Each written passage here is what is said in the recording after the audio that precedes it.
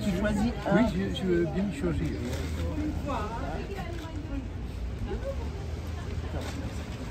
Ah, oui, sur le charme. J'aime bien celui-là. Oui. Merci beaucoup.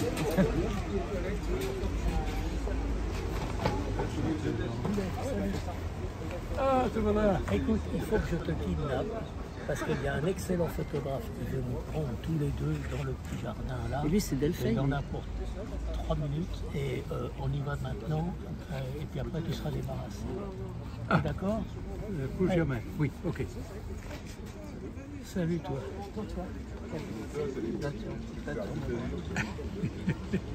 Elle est la même. Ouais. Pourquoi pour moi? Pour les gens que tu as invités là, ça me fait plaisir. J'avais donné à Paco, tu vois, Willem. Tu l'as mérité. À toi, voilà. Merci. Tiens, tiens. Hop, oui. Ah oui. Bon.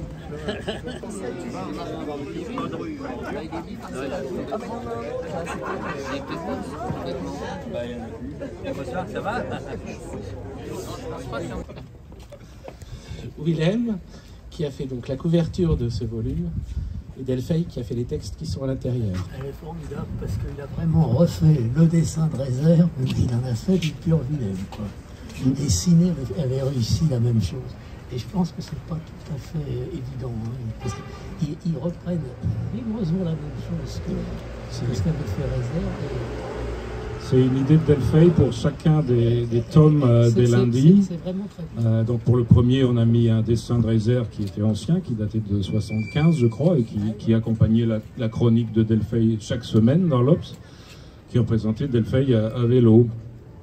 Et l'idée, c'était que pour chaque volume, on demande à un autre dessinateur de faire le même Delphine sur le même vélo, avec la même bulle.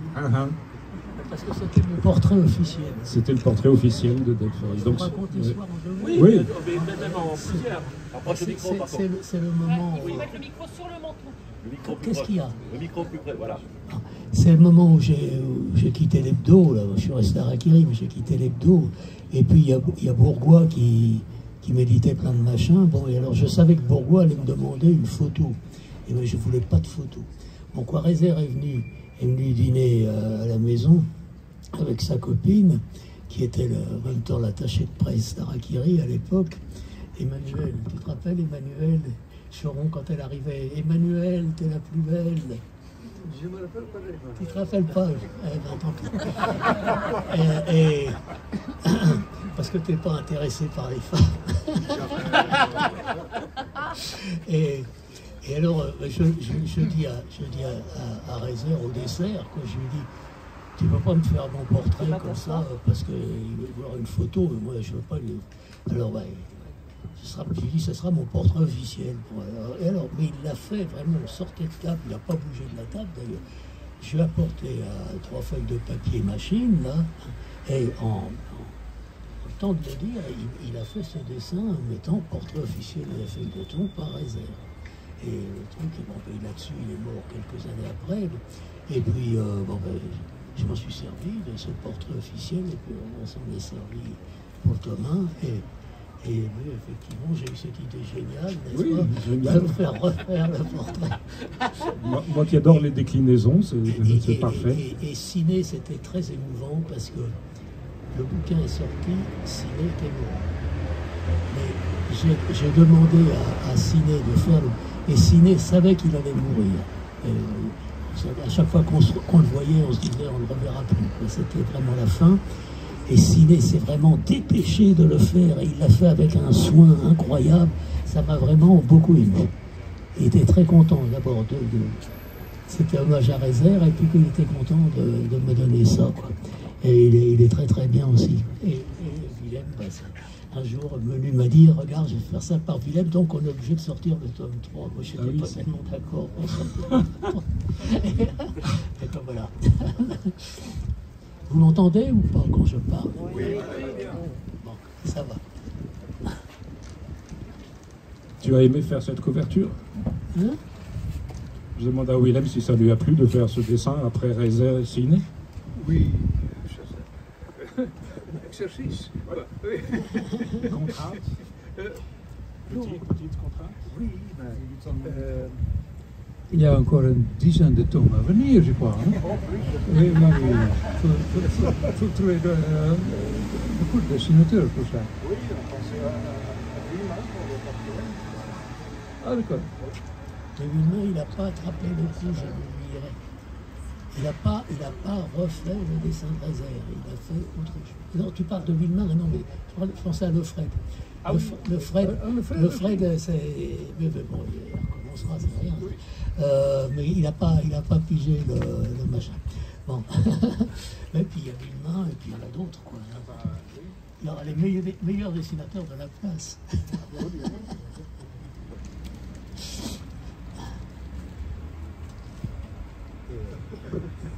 On peut commencer au commencement, si ça ne vous embête pas.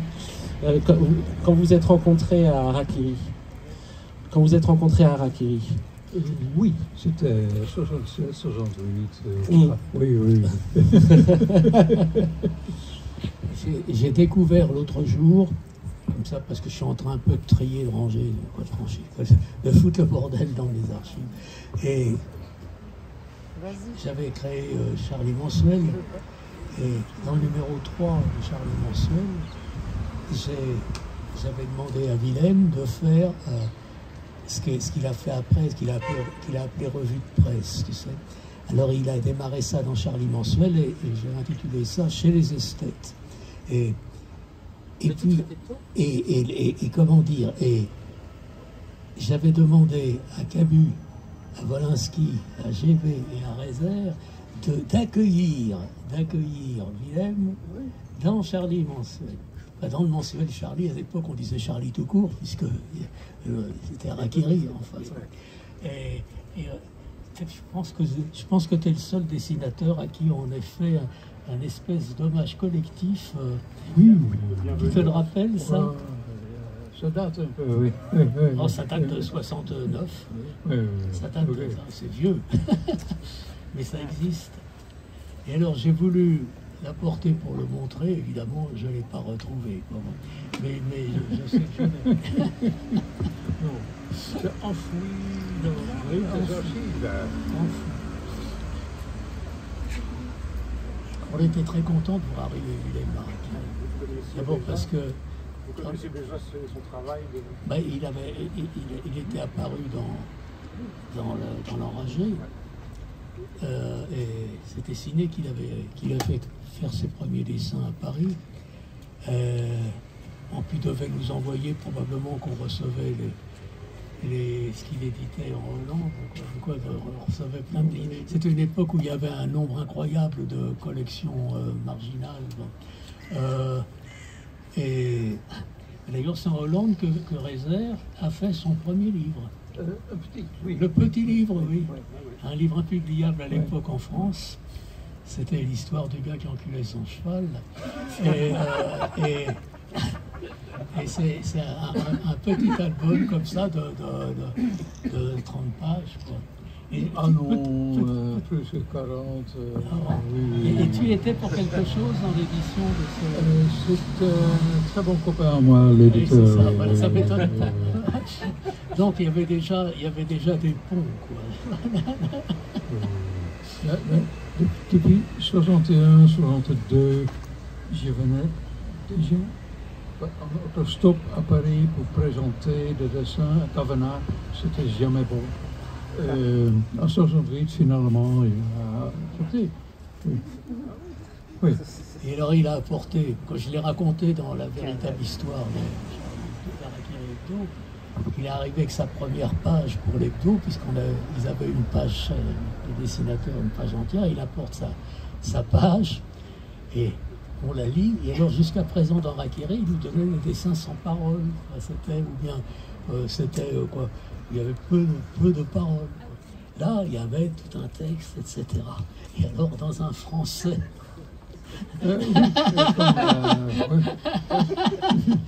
Alors on a éclaté de rire et c'est là que Kavanagh l'a écrit de sa propre main et ça a été repris pendant toute la durée chronique de la vache espagnole. Parce que, alors on lui expliquait ce que c'était qu'une vache espagnole. Il y a peut-être qui ne savent pas ici, parler le français comme une vache espagnole, c'est une vieille...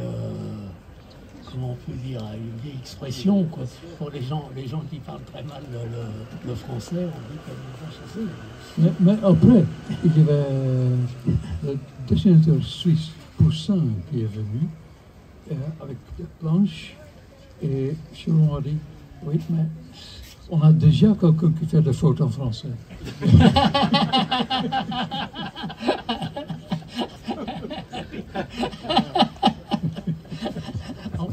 Faut pas répéter les effets. Faut pas répéter les effets. Il y a un accord tacite chez les éditeurs, c'est de jamais corriger tes fautes. Oui. Tu es, je crois, le seul auteur, personne ne corrige ses fautes. Mais dans Libération, tu écrivais en meilleur français. Il avait fait de grands progrès.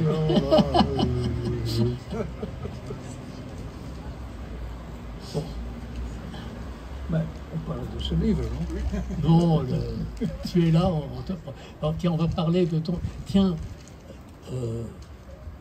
Faune, passe-moi le bouquin, là. Oui, ton Willem. Ouais.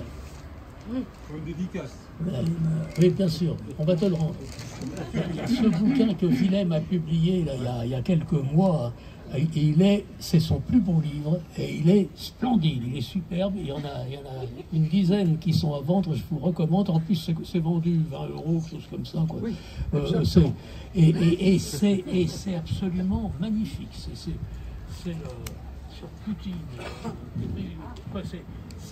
On est au même niveau que les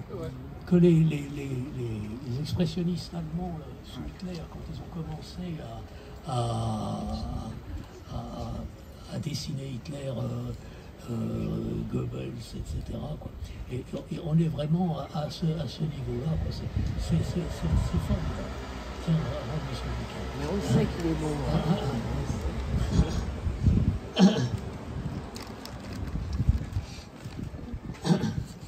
Bon, alors... tu avais décidé de reprendre ça en main, donc j'ai laissé faire. Hein. Est-ce que, à l'époque où vous travailliez ensemble à Harakiri, toi, Willem, tu étais déjà en mesure complètement de lire les textes de Delfeil? Non. Non.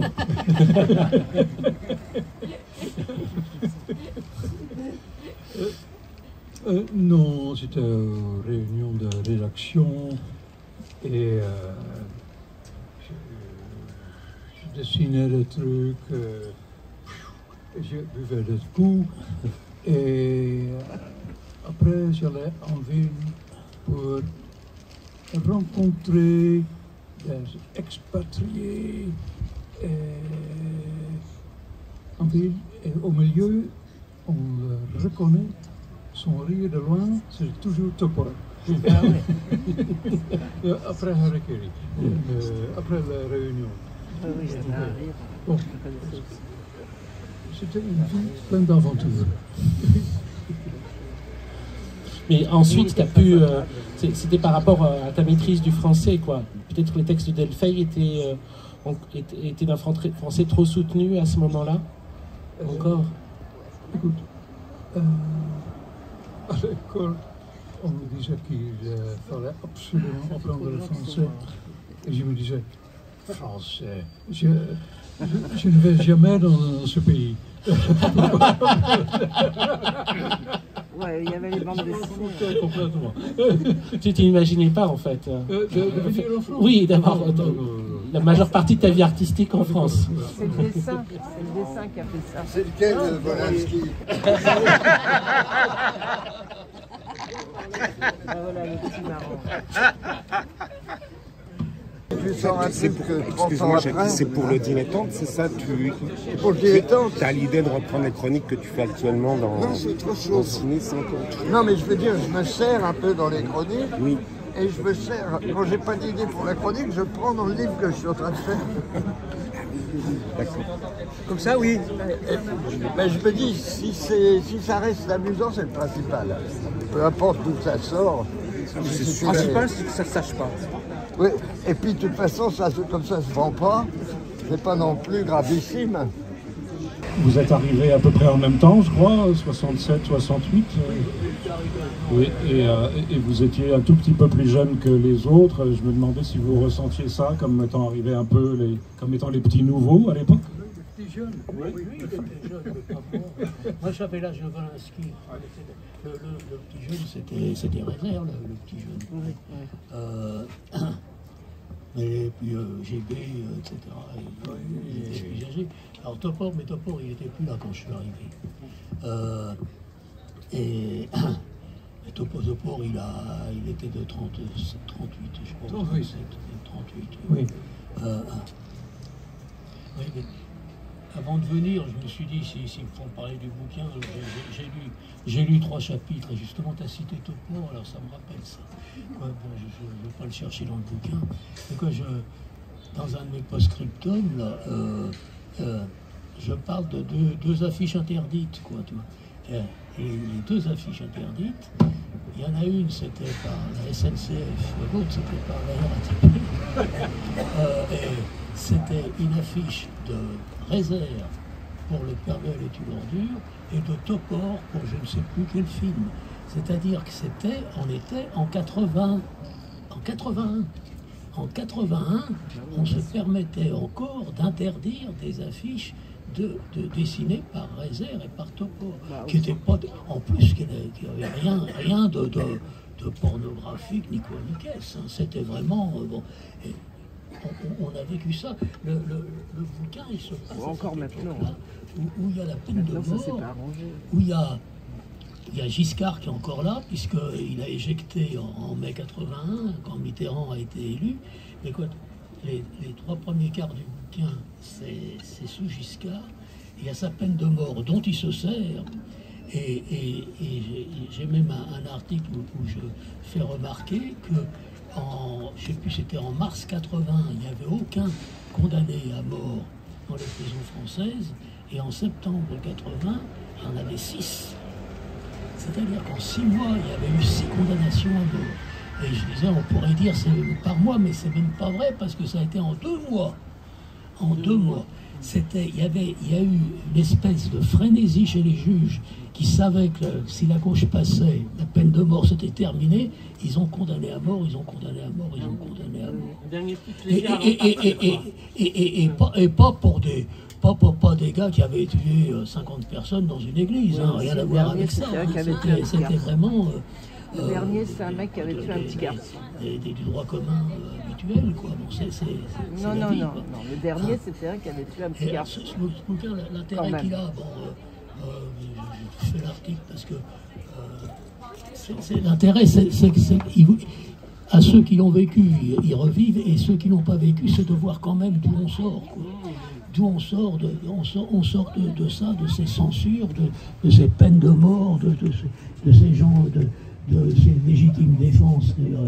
Ils avaient inventé la légitime défense. Alors on voulait me piquer le bouquin, je sortais mon flingue et ils s'en rendaient que c'était ça la légitime défense. C'est une époque où on est content de plus vivre. Il y a d'autres choses qui sont pas drôles non plus. Mais là, c'était les hommes politiques au pouvoir et alors il y avait notamment ce ministre de la Justice qui s'appelait Alain Perfit, et qui a été ministre de la Justice, qui était un des confidents de Gaulle, etc., qui a été après, il a été directeur du Figaro. Et ce type, c'est le gars, c'était le premier maoïste de France. Parce que maintenant, je me marre. Parce que je vois encore, là, je crois que c'était dans le JDD d'hier, il me semble. Il parlait de Serge Julie, alors, maoïste, etc. Mais quoi, le plus maoïste? Serge Julie, il n'était pas maoïste, on disait maoïste parce qu'il suivait, comment dire, le schéma marxiste de la révolte, etc. Mais celui qui chantait la gloire de Mao Tse-tung, c'était ce Alain Perfit, qui a fait fortune. Il a vendu 1 million d'exemplaires d'un bouquin qui s'appelait « Quand la Chine s'éveillera ». Et puis il y avait et le bandeau, c'était « Le monde tremblera ». Il en a vendu 1 million d'exemplaires. Et c'était le gars qui expliquait, mais il vous l'expliquait droit dans les yeux, que la démocratie n'était pas faite pour les Chinois, parce qu'ils n'avaient pas ça dans leur cerveau. C'était... moi, je suis allé à Taïwan à cette époque-là, c'était des Chinois comme les autres, sauf qu'ils étaient en démocratie, etc. Quoi. Et à cette époque-là, je reviens de Taïwan, où j'avais passé une dizaine de jours, et alors il y a Amnesty International qui me contacte pour savoir. Chiang Kai-shek était mort, hein, il est mort et enterré, il lui a fait un mausolée. Bon. Pour que je leur dise les horreurs antidémocratiques qui se passaient à Taïwan, c'est-à-dire que Amnesty International ne cherchait pas à interroger des gens qui revenaient de Chine en disant ce qui se passait. Ce qui se passait, c'était la révolution culturelle, c'était les professeurs qui étaient avec des panneaux de honte et qui promenaient sur des charrettes avant de les exécuter, bon, etc. C'était Taïwan l'horreur. C'est une époque, elle vaut la peine d'être revécue, surtout qu'elle est vachement bien racontée. Oui, pour moi, l'éditeur, c'est outre le style de Delfeil que j'adore, c'est vraiment passionnant de rentrer, parce que Delfeil écrit ça comme un feuilleton, toutes les semaines, il livre une chronique. Mais je trouve, moi, qu'il y a les prémices de cette société qu'on vit là, avec les excès qu'on a de Macron, etc. C'est vraiment les années 70-80 où on a les germes de ça. Et il y a un passage que j'ai adoré dans la chronique, c'est l'arrivée, et donc il y a des choses qu'on réalise plus du tout aujourd'hui qui sont normales, mais Delfeil raconte l'arrivée du contrôle d'identité dans la rue, c'est-à-dire la loi passe, en 80 je crois, la loi passe, la police est autorisée à demander ses papiers à n'importe qui dans la rue, et il doit obtempérer. Mais avant on n'avait pas ça. Et il y a plein de gens qui disent « mais non, c'est une atteinte à ma liberté, j'ai pas envie de sortir avec mes papiers ». Et finalement, on a là une époque révolue, ça nous semblait scandaleux de sortir, de penser à nos papiers pour sortir. Maintenant, c'est tout à fait normal, on est parano si on a oublié sa carte d'identité à la maison. Et en fait, Delfeil, il a un paragraphe où il décrit exactement ce qui va se passer, c'est-à-dire les flics vont contrôler au faciès, c'est évident. Et il est le premier à le dire. Et après, qu'est-ce qu'on a vu? Exactement ça, quoi. Les abus des contrôles d'identité au faciès. Et maintenant, c'est plus des contrôles d'identité, c'est le refus d'obtempérer avec une balle dans la tête. Ça a évolué, quoi. Pardon, je digresse. Non, c'est le sujet. Il y a cette chronique avec ce titre extraordinaire, « Heureux comme un arabe en France ».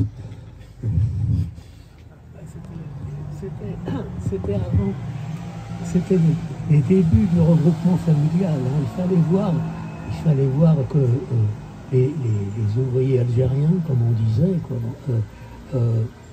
ils arrivaient tout seuls. Et ils repartaient pour se marier au bled, etc. Il a fallu que la gauche arrive pour qu'ils puissent faire venir leurs femmes et qu'ils aient des enfants, etc. Mais au départ, il y avait les bidonvilles, il n'y avait que des hommes dans les bidonvilles. Il y a eu les familles, etc., etc. Mais c'était une époque. On sortait, finalement, l'Algérie s'était terminée en 62, en 80, ça ne faisait pas 20 ans. Quoi. Ça ne faisait pas 20 ans. Et les gars qui étaient au pouvoir, ils regrettaient l'Algérie française. Ils avaient tout fait pour pousser à la guerre et ils regrettaient la défaite. Et ils avaient certainement pour beaucoup dans la tête, si jamais on peut revenir, parce que s'ils n'arrivent pas à se démerder, on va aller rétablir l'ordre. Mais comment l'occasion ne s'est pas présentée. Dieu merci. Oui, ce qu'il y a d'exceptionnel, si on parle du livre, c'était pareil pour les 2 précédents volumes. Pas besoin de notes en bas de page, pas besoin de notes en fin de volume, pas besoin d'aller sur un ordinateur et de taper sur Wikipédia. On comprend tout. Oui, c'est pas interdit, mais on comprend tout. C'est-à-dire que c'est des chroniques qui racontent l'histoire de cette époque-là, mais avec suffisamment d'éléments, sans être chargé, suffisamment d'éléments pour qu'on puisse le lire vierge de toute information. Et on voit tout se dérouler sous nos yeux. On peut quasiment prendre pas mal de phrases, peut-être un tiers du livre, et mettre les noms des gens actuels à la place, et ça fonctionne, hein, puisque c'est surtout l'histoire des crapules, des salauds, et ils sont toujours là. Mais ce qu'il y a bien, c'est tous les post-scriptum qui n'ont rien à voir. Oui. Sur le jazz, n'importe quoi. Post-scriptum qui n'a rien à voir, c'était, je l'ai inventé parce que j'avais une longueur à fournir pour l'Obs et des fois il restait quelques lignes, alors j'en profitais pour pousser un livre, annoncer un concert de free jazz, etc. Bon, et puis au bout d'un moment, j'ai d'abord mis post-scriptum, puis au bout de quelques numéros, j'ai trouvé post-scriptum qui n'a rien à voir. C'est une formule qui a eu du succès.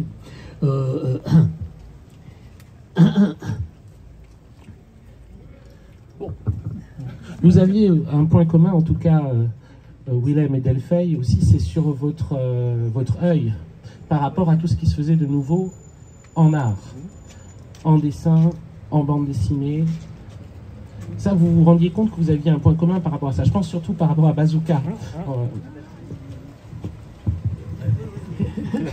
Je suis là. Ici présente. Oui, oui, je suis là. À Bazooka, là, ils ont subi la C'est les 2 censure. premiers que j'en parlais en fait. La censure à tire-larigot. Bagouza, c'était Olivia Clavel, Titi Picasso, etc. Quand ils sont toujours là. Eux, c'était les petits jeunes, ils avaient 20 ans. Oui, oui, à l'époque, oui. Et nous, on en avait 40. Mais vous êtes les 2 premiers à avoir parlé dans la presse de Bazooka, en fait.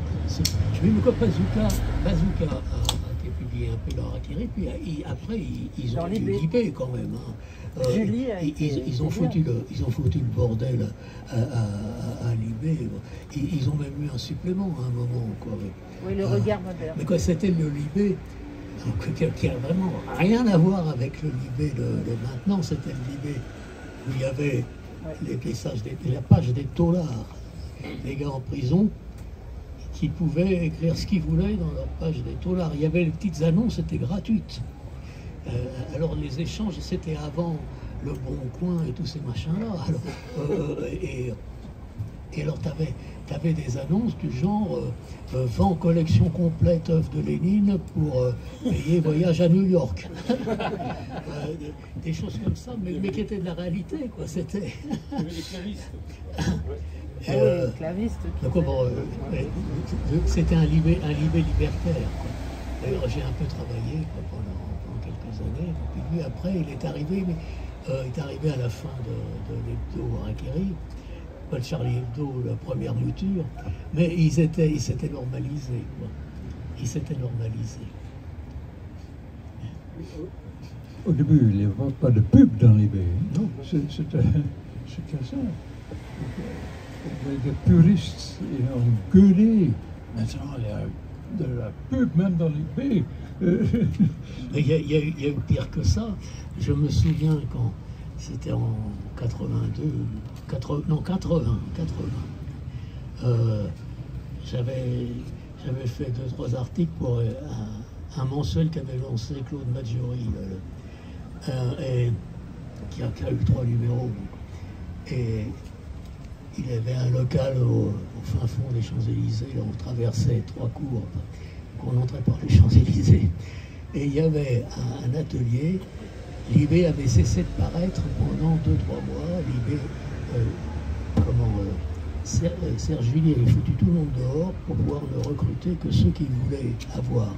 Parce que les gens y étaient entrés par militantisme, par tout ça. Ils voulaient faire le tri.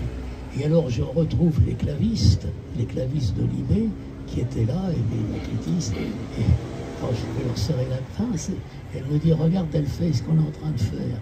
Ils étaient en train de faire la mise en page pour les cours de la bourse.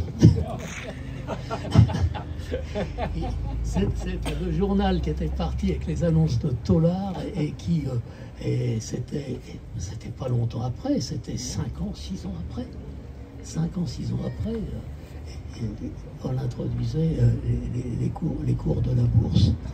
Et alors tout ça, évidemment, ils fêtent leurs 50 ans, mais ils ne racontent pas tout ça. Les notes de la Clavis, c'était absolument prodigieux, parce que, alors c'était l'époque où les femmes savaient garder leur place, c'est-à-dire elles tapaient les textes au rez-de-chaussée et les hommes les écrivaient au premier. Et alors c'était des Clavis, c'était un système... c'était pas du plomb, c'était ce qui a remplacé l'offset, je sais pas quoi, j'y connais rien. Donc elle tapait les textes. Et puis il n'y avait pas de relecture, il n'y avait pas de correcteur, il n'y avait rien. Et alors la Clavis, elle tapait ses textes, mais il y en a une qui a commencé à mettre... Ah bah, je suis pas d'accord, hein.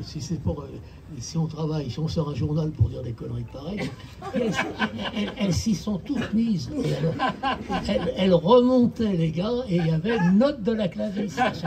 Et c'était d'une drôlerie extraordinaire. On n'avait jamais vu ça dans un quotidien, quoi.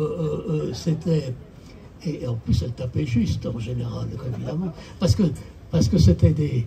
Elle faisait du travail d'ouvrière, mais c'était des filles qui avaient fait des études supérieures, parce que les maoïstes, c'était des normaliens, c'était des gens comme ça, bon, ils avaient fait du grec et du latin. Bon, et donc, elle reprenait les notes de la...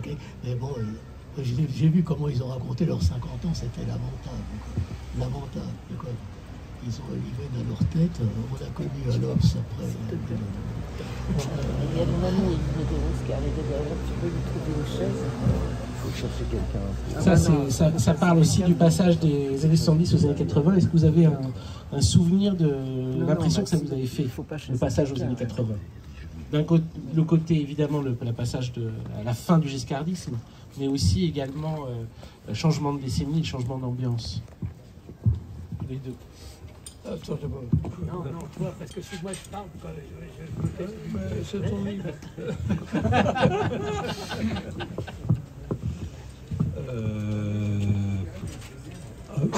Pour moi, c'est des années un peu bizarres. Il n'y a plus de Charlie Hebdo, plus de Harakiri. C'est un jeune homme. Je ne travaille pas encore à Libé, donc je faisais n'importe quoi un peu. Hein. C'était... je suis très âgée. Parfait. Il y a une station à faire quelque part pour 150 francs. Je sautais dans le métro pour les donner. Oui, c'était comme ça. Enfin, il parle bien français. Ta question. C'était sur le passage, il parle bien français. C'est les années 80. On sortait de cette droite qui avait fait la guerre d'Algérie, quoi. On a hérité quand même de Mitterrand, qui avait été ministre de l'Intérieur pendant la guerre d'Algérie et qui approuvait les exécutions des condamnés à mort, quoi. Mitterrand, c'était un faux homme de gauche. Que Mitterrand ait pu passer pour un socialiste, c'est absolument... À l'époque, déjà, c'était incroyable. Mais le plus drôle, si j'ose dire, c'est que dans les franges de la France riche, profonde, ils ont eu la trouille de Mitterrand. Il a fallu bloquer le pognon aux frontières. Il y avait une famille qui s'appelait Latécoère. C'était des gens qui avaient fabriqué des avions à l'époque de Blériot. Et ils avaient des tonnes d'or, ils avaient un château, ils avaient des tonnes d'or dans leur château. Et ils ont voulu évacuer l'or. Ils l'ont mis dans un avion. Et l'avion, paf Il n'a pas pu décoller, il s'est effondré au sol avec tout l'or dedans, quoi. Ils ont eu vraiment la trouille pendant 6 mois, quoi. Ils ont vraiment cru qu'on allait leur prendre tout leur argent. Mais j'ai vu ça se renouveler quand Hollande qui disait absolument n'importe quoi, 3 mois avant d'être élu, a dit « Nous taxerons les riches au-dessus de, qui gagnent plus de 20 000 euros par mois ou je sais pas quoi, à 80%. » Et c'était... Ils sont devenus fous, quoi, mais c'était idiot parce que, je veux dire, il l'a pas fait, il a même pas répété, il a dit ça dans un discours à la Villette, il a parlé comme ça, n'importe quoi, c'était, bon, tout ça c'était un couillon. Mais quoi, à l'époque aussi, ce qui est intéressant, c'est que il y a encore le communisme, c'est-à-dire qu'il y a Marchais et le Parti communiste qui sont alignés derrière Moscou. Et Moscou, c'était des pré-Poutine, quoi. C'était pire que Poutine, même. Hein. Bon, parce qu'il y avait encore le goulag. Hein. Bon. C'était le moment où Solzhenitsyn était au bagne, etc. Et les communistes, je cite, je suis tombé ça tout à l'heure, les communistes tenant sur les immigrés, les ouvriers immigrés, les mêmes propos que tient la mère Le Pen ou le père Zemmour maintenant. Mais la même chose, hein. Vous le trouvez, c'est imprimé noir sur blanc avec la date et tout. Hein. C'est ça vaut la peine d'aller voir parce qu'on se rend compte quand même de ce qui s'est passé et pourquoi les choses se reproduisent. Elles se reproduisent parce que on voit les communistes qui sont en train de se refaire une virginité, parce que ce mec-là, Fabien Roussel, il n'est pas antipathique, etc.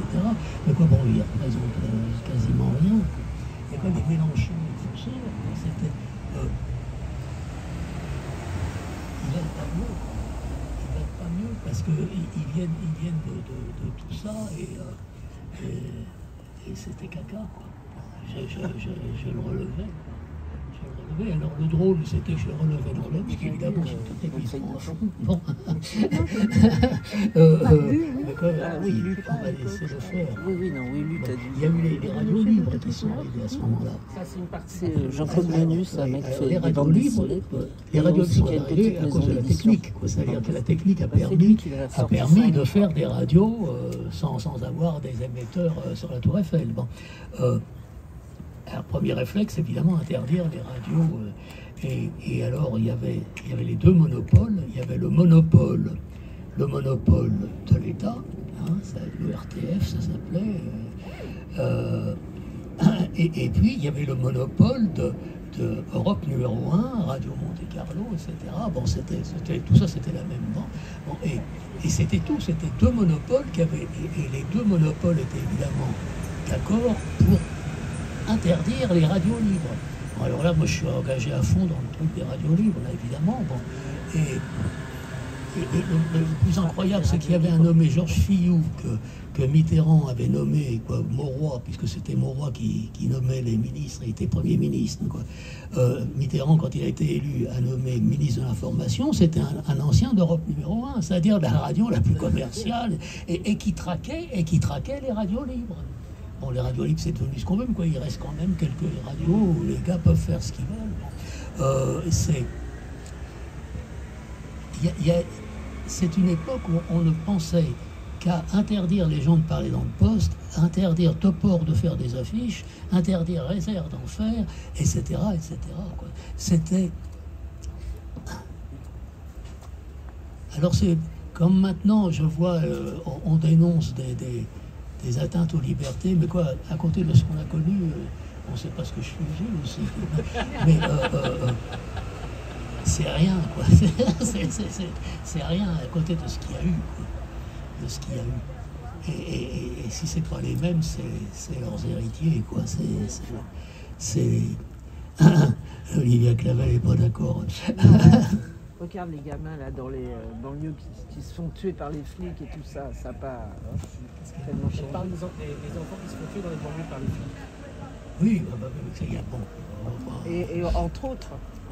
Il y en avait déjà à l'époque, et je te dis, il y avait la légitime défense. Maintenant, ça passe par les flics. La légitime défense, on se passait des flics.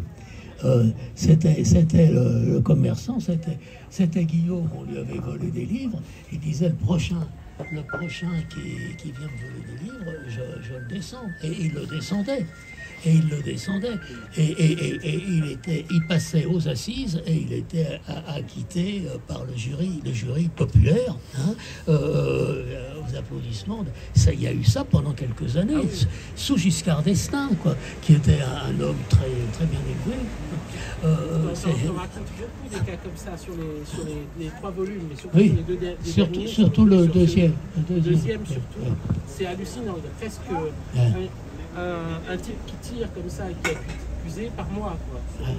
Ah ben les types installaient des pièges. Il y a un gars qui s'est fait tuer par son piège.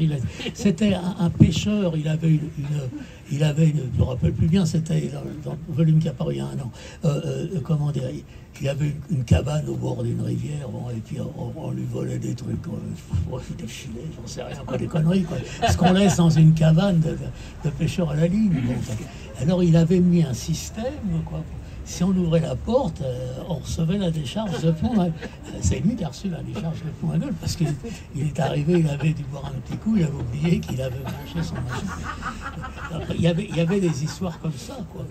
Et on riait déjà de ce pauvre malheureux, quoi. Faut le plaindre quand même. Faut penser à sa femme, à ses enfants. Allez, vas-y. Ok. Alors oui, il y a tous ces éléments-là qui sont dans le livre. Il y a évidemment les personnages clés de Perfit, de Giscard, de Filiou. Et il y a surtout, moi ce qui me marque à chaque fois, c'est la critique de la presse elle-même. C'est-à-dire la façon dont tu vas analyser la réception par la presse des événements. Ça compose le texte.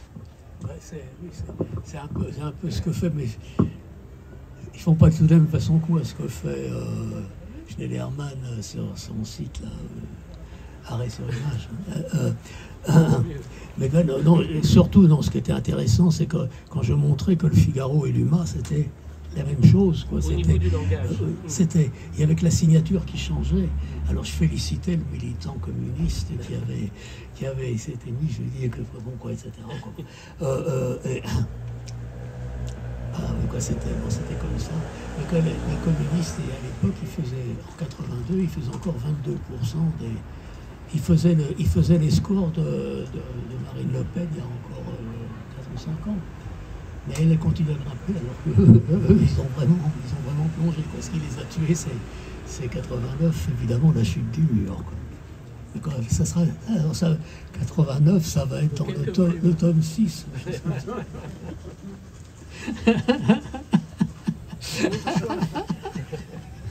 Un autre choix que tu fais justement entre 80 et 81, c'est qu'on voit l'élection arriver, mais elle n'est pas au centre. Tu vas surtout parler de ce qui se passe dans les autres pays, entre 80 et 81. En particulier, il y a beaucoup de choses sur l'Iran. Ça continue. Il y a la chute du Shah d'Iran. Voilà, là, il s'est passé un truc qui a failli se passer pour le gars de Syrie, là, comment Assad il s'appelle.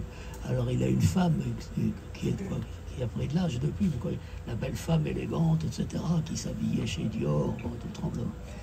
Le jour où a éclaté la guerre de Syrie, le Figaro Magazine est sorti avec en une, c'était la femme d'Assad qui présentait ses robes, etc. Ils s'en vantent pas, mais moi je le sais, ça. Un jour, il faudra leur refoutre sous le nez. Et alors, il y avait Faradiba, qui était la femme du Shah d'Iran, qui était une vedette de Paris Match. C'était vraiment... Faradiba au sport d'hiver, Faradiba au bord de la mer, Faradiba dans la neige, Faradiba au soleil, bon, etc. Bon, et puis, il y a eu cette révolte des mollahs, là, de Khomeini, bon, et la révolution iranienne a été extraordinairement sanglante.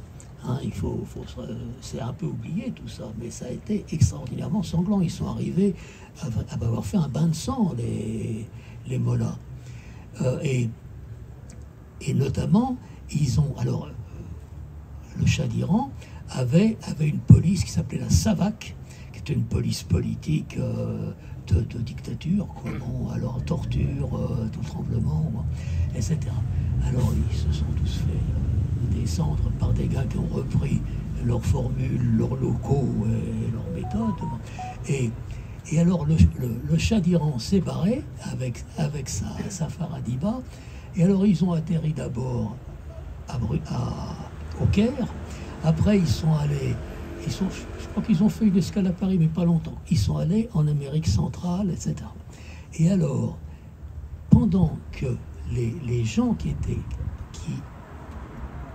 en Iran s'étaient battus pour qu'il puisse rester sur son trône, hein, pour qu'il puisse rester sur son trône, il s'était battu, il s'était fait tuer, il se faisait encore tuer.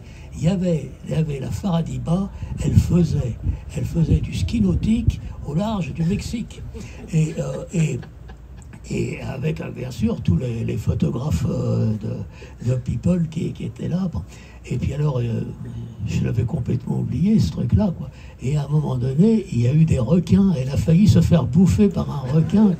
Alors, je raconte les malheurs de Faradiba avec les requins. C'était... Bon. Alors, va savoir ce qu'il va y avoir le jour où les mollahs vont tomber, quoi, tu vois, en Iran. Parce que finalement, l'autre et Assad, il est toujours là, quoi. Il y a eu il y a eu je sais pas combien, 1 million, 2 millions de morts, et le pays n'existe pratiquement plus, et il a été soutenu par Prigogine et Poutine et toute la bande, quoi. Alors j'en reviens à l'album Z de Willem, qui est magnifique, hein, sur l'Ukraine. Ça, c'est vraiment... Non, mais le Shah et son fils, ils croyaient que dans 3 mois, ce sera fini. Absolument, ils pensaient... C'était des vacances forcées. Khomeini, à l'époque du bouquin, il est à Naufle-le-Château, c'est une petite ville de la banlieue parisienne. Et il est à Naufle-le-Château, hébergé par Giscard, quoi, parce qu'il a pris la fuite, parce qu'évidemment, le Shah, Khomeini, c'était le révolutionnaire pour le Shah. Donc, on avait... Et puis, finalement, il avait l'air d'un brave pépé, derrière sa barbe, etc. C'était une sorte d'abbé Pierre, quoi. Bon. Et comment dire... Et il arrive là-bas, et alors lui, il y a eu les radios libres, mais il y a eu les systèmes de radio, mais il y a eu les cassettes audio. Et alors il a bénéficié de l'invention de la cassette audio. C'est-à-dire que les discours de Khomeini circulaient, c'était très facile à copier, ça coûtait rien. On avait pour 3,50 francs, on avait un lecteur. Il a fait circuler tout son prêche dans tout l'Iran grâce aux cassettes audio, les petites cassettes grandes comme ça. Et le Shah, il n'avait rien vu venir, quoi. Et à l'époque, les soviétiques, puisque c'était pas la Russie, c'était l'URSS, l'Union des républiques socialistes soviétiques, ils se sont trouvés devant eux aussi les radiocassettes. Ça aboutit à la chute du mur de Berlin. Et il n'y avait pas seulement les radiocassettes, il y a eu aussi, mais ça Khomeini, ça lui a moins servi, il y a eu les photocopieuses. Alors les photocopieuses, évidemment, quand vous faites de l'agite propre, c'est extraordinaire, quoi. Il y a des choses qui bougent comme ça. Comme maintenant, on a les drones. Le potable. Le potable. Le portable. Et puis, je dis, on a les drones. C'est bien, les drones. Quand on voit ce que c'est.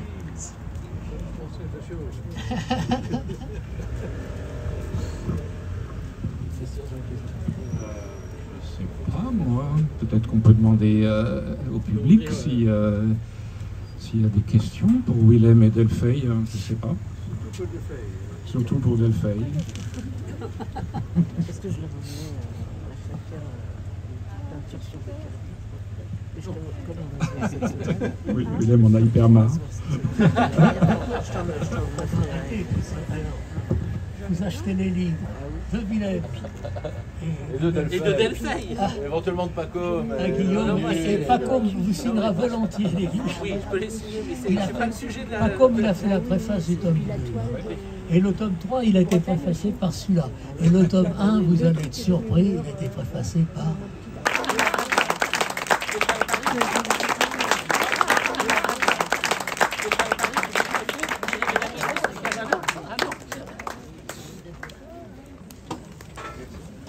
Merci. Et voilà. Et alors, non mais je veux dire, quand j'avais écrit mon livre, on ne se voit plus qu'aux enterrements, heureusement il y en a souvent, c'était quand même pas venu du titre, il est venu quand même en cours de route le titre, mais à l'époque c'est parce que j'avais commencé par parce que c'était un recueil ce livre, un recueil de choses qui étaient parues dans Harakiri. Et le premier, c'était le concierge d'Harakiri, là, qu'on appelait souvent pour faire des photos et tout ça. Et il est mort, je suis allé à ses obsèques un peu pour représenter l'équipe d'Harakiri. Donc il y avait une couronne qui disait « Pour les amis d'Harakiri ». Tu vois, parce que souvent on avait dû demander qu'on écrive de la part des amis d'Harakiri. Du coup, c'était comme si il y avait une erreur qui avait été faite, comme si c'était le mort qui nous l'offrait. Et alors, en fait, j'ai fait un reportage, j'ai parlé de ça, et GB m'a dit c'était pas mal, tu devrais en faire d'autres. Alors j'ai commencé à regarder un peu qui mourait autour de moi, et puis c'est comme ça que je me suis mis. D'ailleurs, avec Vuillemin, ouais, avec Vuillemin, je me souviens, il y a un des reportages, parce que après je faisais toujours des trucs qui avaient un lien avec la mort, et un jour je vais me promener avec lui, oh, il me dit j'ai un truc, j'ai reçu un truc, je regarde, c'est dingue, et en fait il avait une espèce d'enveloppe dans laquelle il avait un poumon, un morceau de poumon d'une de ses ex-petites amies qu'elle lui avait envoyé parce qu'elle avait une maladie, un cancer ou je sais pas quoi. Alors il me disait, je sais pas quoi faire, on était sur les Champs-Élysées, il y avait des arbres, il l'a mis auprès d'un arbre et puis là, hop, dans la terre. Merci. Je suis en train de lui raconter un truc. Que j'en tirais... Là, oui, parce que j'ai vu un coup de c'était aux Champs-Élysées, hein, il y avait des arbres. Oui. Et tu as dit, je sais pas quoi en faire, c'était un peu gênant. Alors, Olivette. Moi, tout va bien. Ça va maintenant. Pourquoi ça va pas? Je suis allé à Venise un peu. C'est-à-dire qu'à partir du moment où j'ai eu l'idée, comme on me disait beaucoup, quoi, t'es jamais allé à Venise? J'avais presque l'air de dire, ouais, tu vas peut-être pas y aller, mon vieux. Hein? T'es né en quelle année exactement? Donc je suis parti de là, avec mon idée de titre presque mort à Venise, puis j'ai dit, bah maintenant il faut y aller quand même un peu, quoi. Tous les mois à peu près, ces derniers temps, ouais. Tu fais des repérages? Non, mais je vais aux obsèques très régulièrement pour des tas de gens. Il y a 2 jours, c'était Petit Roulet. Ah oui. Philippe Petit Roulet. C'est elle qui m'a demandé ton numéro. Ouais. Non, tu rigoles, je suis arrivé. Alors je lui ai dit, voilà, c'est son numéro, tu peux le donner à tout le monde. Oui. On s'en fout, oui. Non, mais oui, mais enfin. Alors, du coup, ces obsèques, c'était il y a 2 jours. Et ici, là, au Père-Lachaise. J'étais là, ouais. Moi, j'y vais souvent, je me sens chez moi maintenant, au Père-Lachaise. Je vais à des obsèques, pas au moins 1 fois par mois. Depuis pas mal de temps, hein. Ah ouais, la femme d'un ami, des gens de toutes sortes. Ah ouais, ça crème, oui. C'est pour m'habituer un peu. Moi, je déteste les obsèques. Tu n'aimes pas ça? Non. Ah, mais tu n'aimes rien, toi. Non, obsèques. Les obsèques, c'est pas que ça me passionne, moi, mais parfois je me sens un peu en devoir. Pour toi, je ferai une exception. Il n'y a pas de champagne dans cette baraque de merde.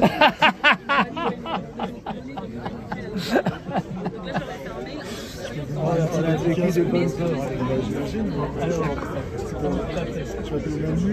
Manu, moi aussi, Manu. C'est pour ma femme qui s'appelle Laure. Laure. Laure. Elle a eu erreur. Elle aussi, elle s'appelle.